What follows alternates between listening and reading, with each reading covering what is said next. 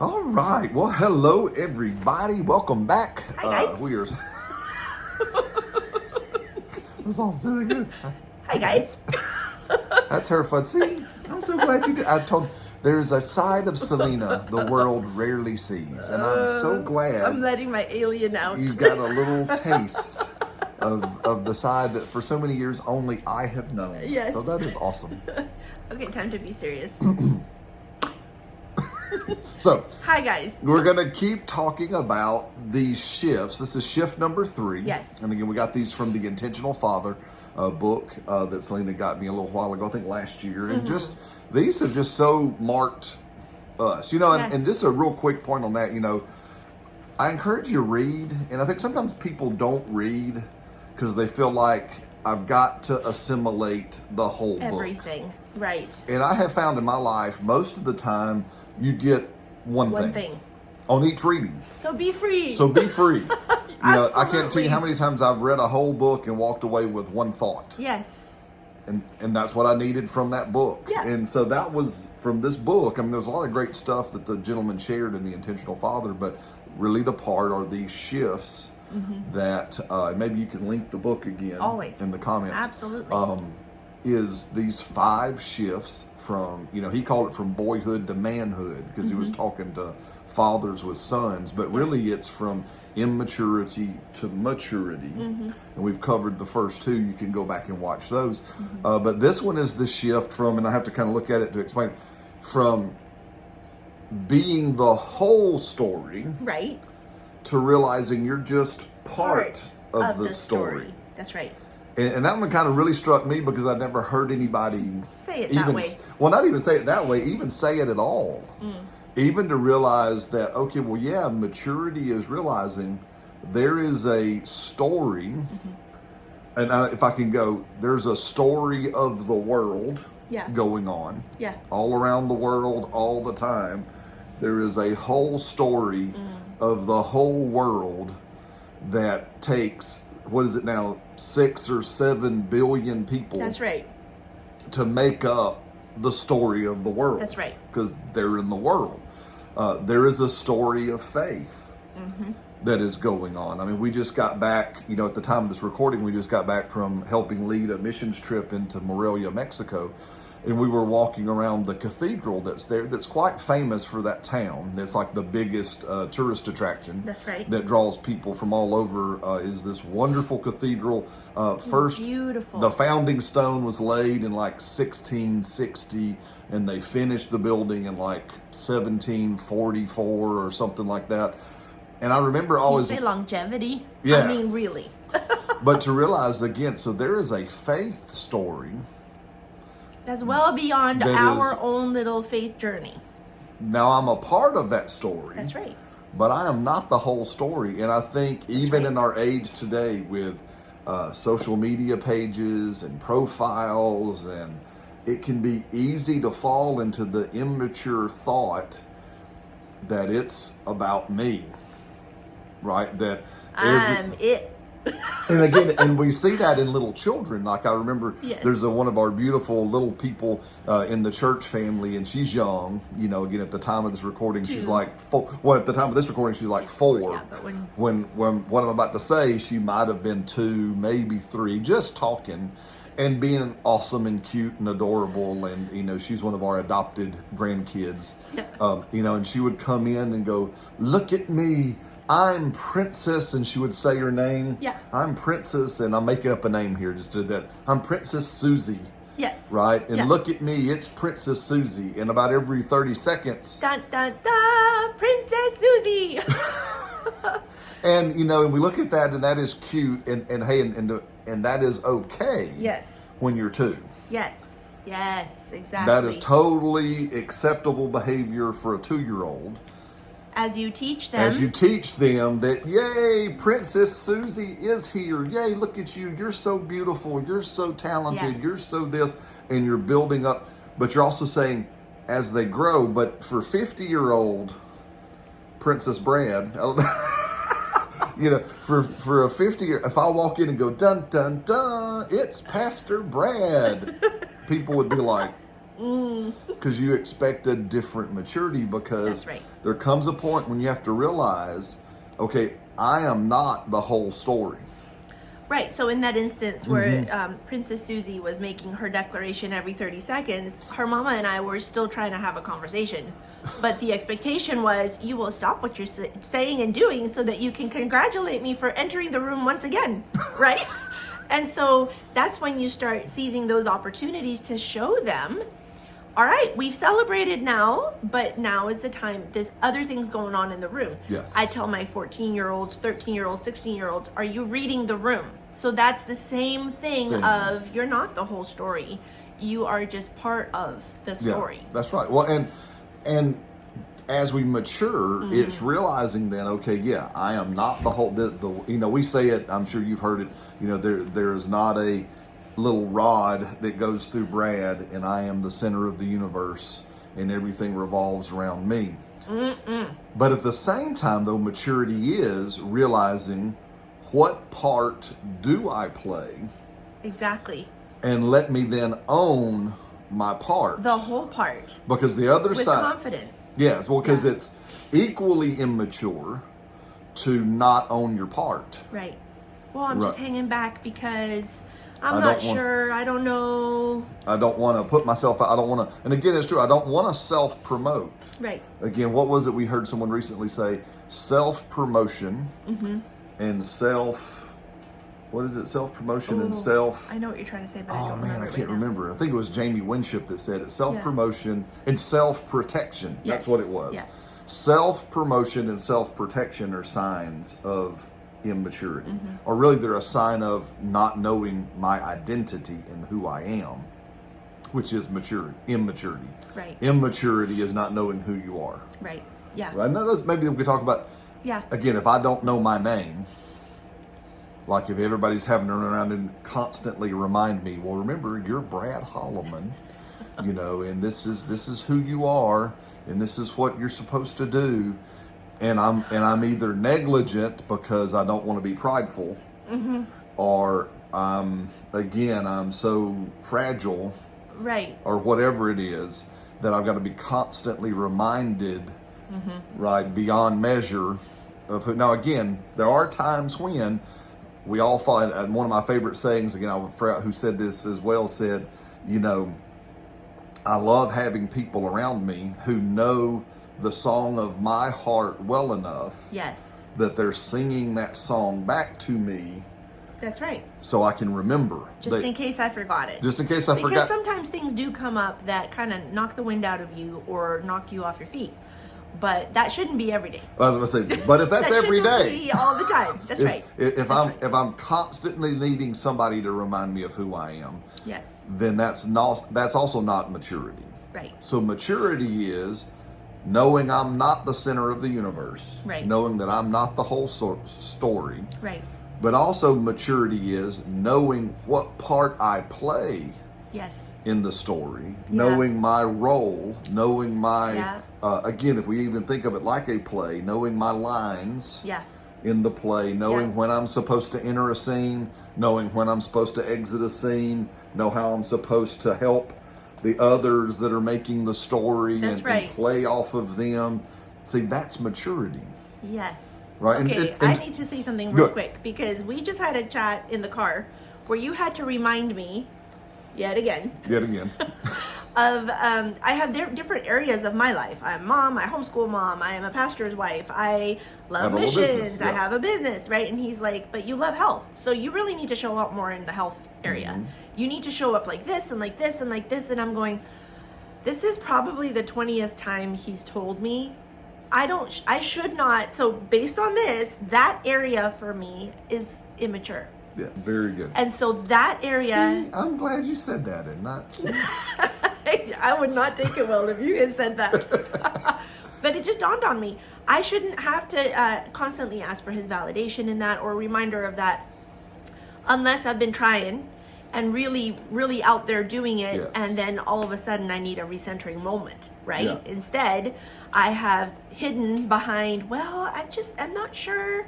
I don't have enough degrees to my name, whatever. And those are all excuses that we come up with in different areas. So in a sense, we're not just talking your whole life, but maybe there's just areas of your life where you are less mature than other areas because maybe that's a newer area for you. Anyway. Well, that's a great point. Say you brought up, because again, many times can throw out, even in these conversations, maturity, and we can think it's all or nothing. Nothing. It can be all encompassing, and realizing that all of us, I am very mature in certain parts of my life, and I am still immature in other parts of my life. And I think that's for all of us. Yes. We have to realize, and that will be ongoing. Yes. Right? So these shifts are not just like, again, we're never going to come to a place where, yay, I have completely and fully and utterly shifted, and I no longer have to be shifty. I no longer have to be progressing. Constantly progressing, right? Right? No, we're going our whole life, and that's what I love about these shifts, is they help me break my life down to its component pieces.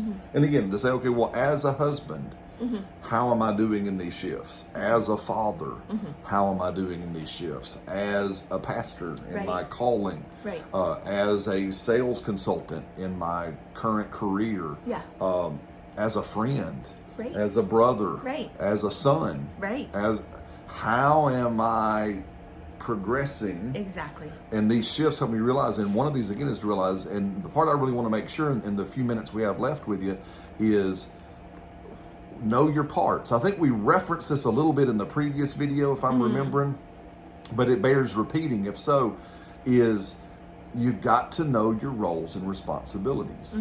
Again, I'm not the whole story, but I am. For her, I am a vital and valuable part of her story. Because he's the only husband I have. Yeah. Nobody else can fulfill that.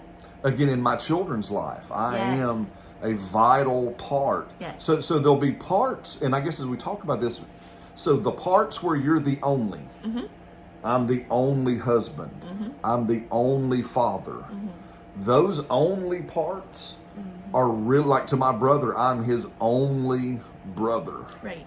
So the ones where I'm the only, I really need to make sure I am showing up there because there's nobody else to take my place. That's right. Nobody can step. I mean, I jokingly would say, in the church world sometime, and I'm going to throw this at you and see, we create programs in the church where, okay, well, we need, and I'm just going to pick, we need to have good children's and Sunday school and youth programs because, there's moms and dads out there that maybe they're not saved. They don't know what they're doing, or I don't know. We make up all kinds of stuff, and we're gonna dun. Here comes the church, right? We're gonna step in and do a vital thing. Yes.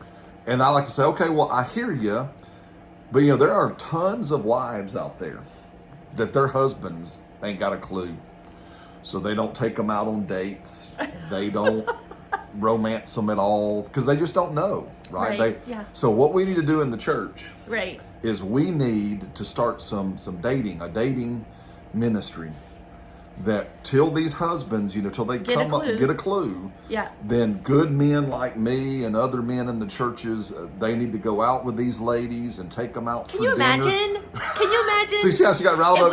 I'm sorry, the earrings are coming off, okay?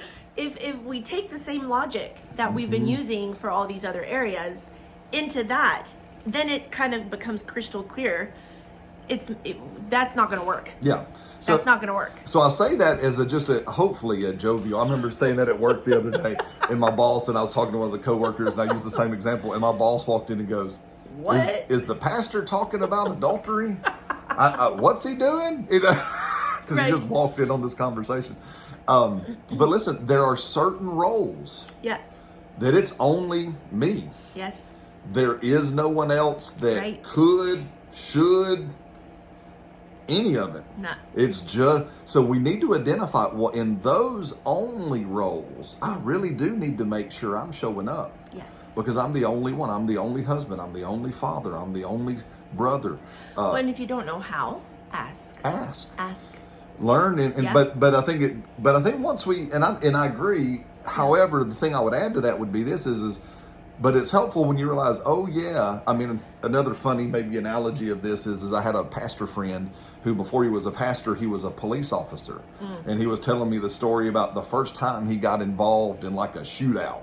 Like, he was called on the scene, and, him and his buddies, and the squad cars roll up and bullets are flying, and he hops out and he's ducked, like a movie. He's ducked behind the wheel. And he said, in my mind, I thought, somebody needs to call the police. And then he realized, oh, wait a minute. I am the police. I think yes, go ask. I get that feeling quite often. Yes, ask for help. But I think sometimes just becoming aware of, oh yeah, I am the only husband. So I need to step up. So it becomes crystal clear what I need to do. Oh yeah, I'm the only father these children are going to have. Yes. Oh yeah.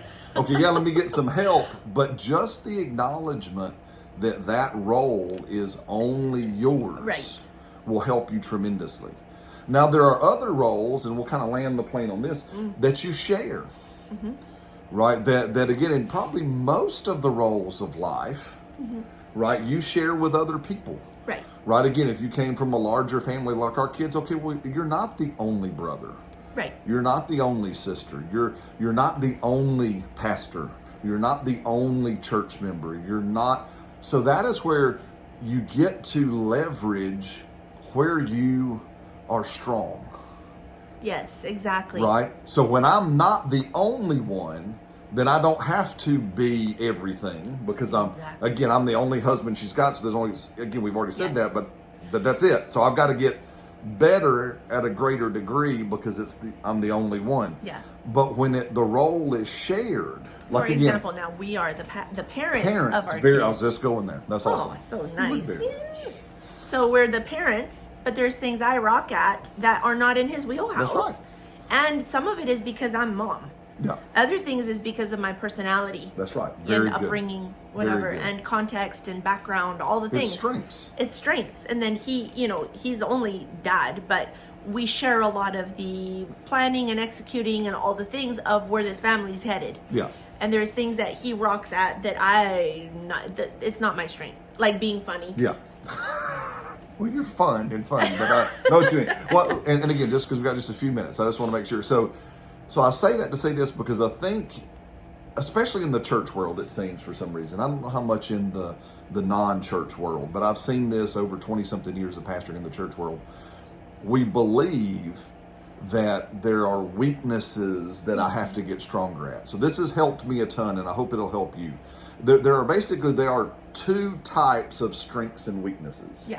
Right? So there are, like you already said, there are personality strengths and personality weaknesses. There are gifting strengths and gifting weaknesses. There are these kind of things. Those kind of strengths and weaknesses, I tell people all the time, focus on your strengths. Focus on your strengths. Right? Again, like she was saying, there are things that she does so much better than me that are just because of who she is and her wiring and her gifting. Yeah. Go get them, baby. Yeah. Rock your strengths, and I'm going to rock mine. Yeah. And I'm not going to try to make reinvent the wheel where I'm weak better. Right. Because again, it's reinventing the wheel. And really in the case, it's because, well, then all of a sudden the person God sent me becomes unnecessary. Right. So God will always send us people that are strong where we are weak in our giftings and personalities. Let's not be insecure and just bring them in and let say, them rock go their strength. Get it. Yes. Right? That's how we can, again, become part of the story. Right. But now, however, there are another set. There are character strengths and character weaknesses. Yes. Now, wherever, again, I'll pick on myself. At the very beginning of our marriage, our pastor highlighted us, well, Brad, you procrastinate. Well, that was the first time I was aware that that's a character weakness. I didn't really know because it was just a part of what I grew up in. Right. And that one day I realized, oh, wait a minute, that's a part of my character. Now, character weaknesses, we go to the Holy Spirit and say, help us get stronger. Right. Help us get stronger in the weak areas of my character. But where I'm weak in my gifting and ability, I thank God that I'm not the whole story. Yes. I thank God that He brings me people, Yes. and I celebrate them. Yes. I empower them. I work with them so that together, right, we can be mature, because together we make the story what God wanted it to be. Yeah. Right? Yeah. So I hope this has helped you here in this time today. We really appreciate you being here. Thanks for joining us. Again, if you haven't already, please like, subscribe, hit the notification bell. If I can say this, again, what we're endeavoring to do is produce, again, life-changing content that will really help transform every aspect of your life. So if you'd like to partner with us in that, Celina will put down in the comments, just hit the link to our webpage and become a partner. Hit the give button.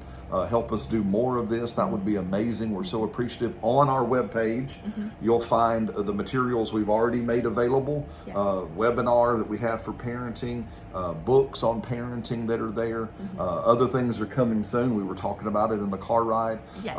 And so just join us where you're able and willing. And we say thank you very much.